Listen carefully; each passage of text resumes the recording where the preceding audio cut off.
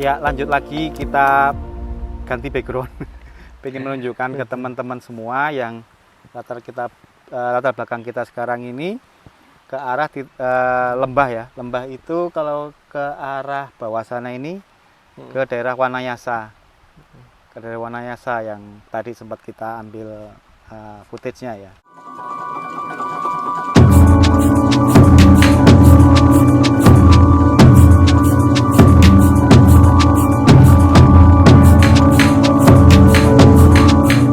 Orang-orang Portugis yang berhasil dikalahkan itu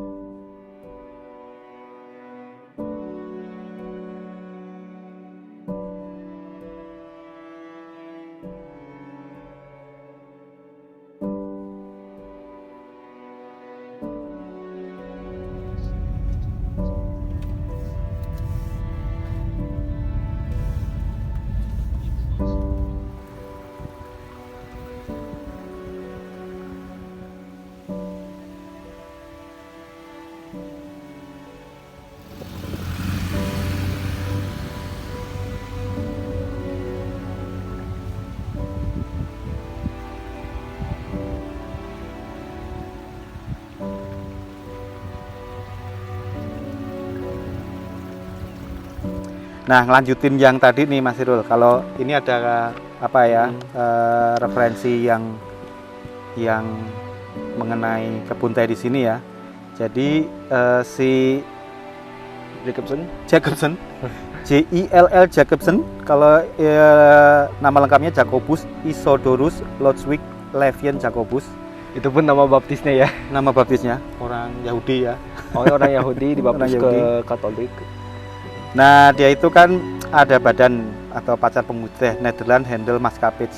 Nah, ini setelah tadi dia itu research nyari di negara asal Tiongkok. Itu bahwa orang-orang Mako ini ada 1 orang ahli teh, 2 orang pembuat teh hitam, 2 orang pembuat teh hijau, 2 orang tukang kayu, 1 orang pembuat stiker. Kenapa ada stiker ini? Nanti kita tunjukkan stikernya, stiker apa.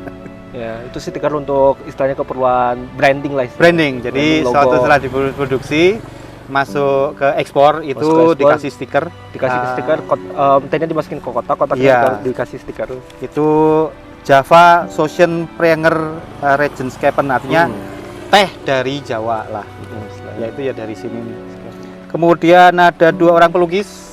Ya ini tadi ya, daerah ini dilukis itu sebagai portofolionya dia lah. Satu menunjukkan propaganda, penelitian juga sih, ada aspek penelitian di situ juga.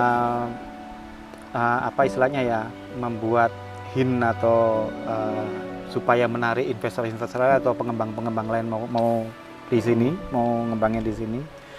Ada 2 orang tukang timah dan 3 orang pembuat kertas. Ini saya rasa sih semua terkait, tidak hanya nanam tapi juga mengolah. Dari mengolah ini di pabriknya ini perlu tenaga-tenaga ahli tadi. Nah, perlu tenaga. Menurut catatan sejarah, pabrik teh pertama kali itu ya di sini. Ini 1830 itu di Parakanceri. Parakanceri itu kita sekarang di daerah ini. Hanya sekitar beberapa ratus di bawah kita itu ada kampung namanya Parakanceri. Tapi kalau sekarang sendiri sih udah nggak ada pemukiman. Jadi ini sudah makin ke atas karena mungkin di situ tuh sentranya. Biasa kalau pabrik banyak pemukiman, nah itu jadi kampung lah sekarang. Kalau pabriknya pabrik tehnya sendiri udah nggak ada. Dan satu yang perlu diingat ya, proses bagaimana teh menjadi komoditas di Hindia Belanda itu bukan suatu proses yang istilahnya naik mulu, langsung untung langsung naik jadi. Malahan dalam beberapa aspek komoditas teh ini justru biaya produksinya lebih besar dibandingkan nilai jualnya. Jadi misalnya aku ada satu catatan misalnya di satu jurnal artikel, jadi biaya produksinya itu 1,17 gulden. Sedangkan hasil jualnya itu 0,81 gulden. Ya. Jadi kan agak menyeimbang dan justru dalam beberapa aspek kan merugikan sekali ya. Nah, salah satu alasan kenapa kerugian ini, yang satu emang biaya distribusi dan transportasi tehnya yang agak mahal, yang sangat mahal. Karena kan masih abad ke-19 itu masih pelayaran kebanyakan waktu itu. Iya. Masih pelayarannya lama.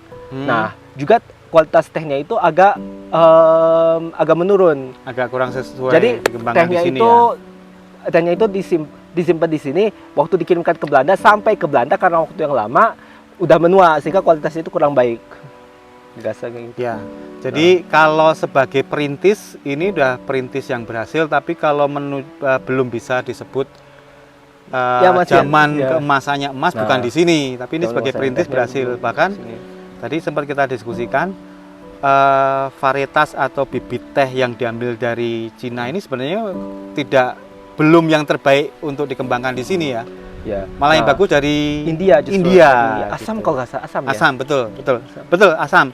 Jadi yang kita pernah bikin liputan tentang Triangle Planters yang di daerah mana itu Bandung Selatan, itu semua jenis teh yang dari India. Makanya namanya juga gunungnya jadi Gunung Malabar. Itu sebenarnya kan Malabar itu kan bahasa nama tempat di India gitu. Itu memang betul sekali. Jadi kalau di sini teh hitam, teh hijau ini dari Cina. Tapi kalau dari sisi keekonomian, yang paling menguntungkan dari unggul itu adalah yang dari India itu. Dari India. Nah, bersama dengan diintroduksinya, diperkenalkannya bibit unggul dari India ini, juga ada revolusi industri, ada mekanisasi, sehingga pembuatan pabrik teh itu makin menguntungkan dan makin banyak istilahnya, banyak. Dan juga pada tahun sekitar 1870-an tanam paksa kan udah dihapuskan dan diganti dengan sistem ekonomi liberal yang mendorong dibentuknya investasi swasta, terutama dari pabrik-pabrik itu.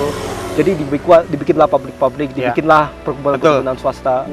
Jadi teman-teman, kalau tadi kita pernah buat konten tentang Cikau Bandung itu kan hasil produksi teh di sini kan dikirim pakai pedati ke daerah sekarang Jatiluhur ya, Cikau Bandung itu kayak pedati, kemudian pakai pelayaran, itu lama sekali. Tapi kalau zaman-zaman yang sudah swasta itu udah modernisasi transport, udah mulai ada kereta api, lori, kereta api. Itu jadi lebih fresh ya, dari produksi sampai ke Eropa sana itu lebih lama waktu untuk kurangi transportnya lebih apalagi cepat. Dengan kapal uap. Jadi revolusi industri juga membantu berkembangnya industri perkebunan teh. Oke, kita sampai situ dulu.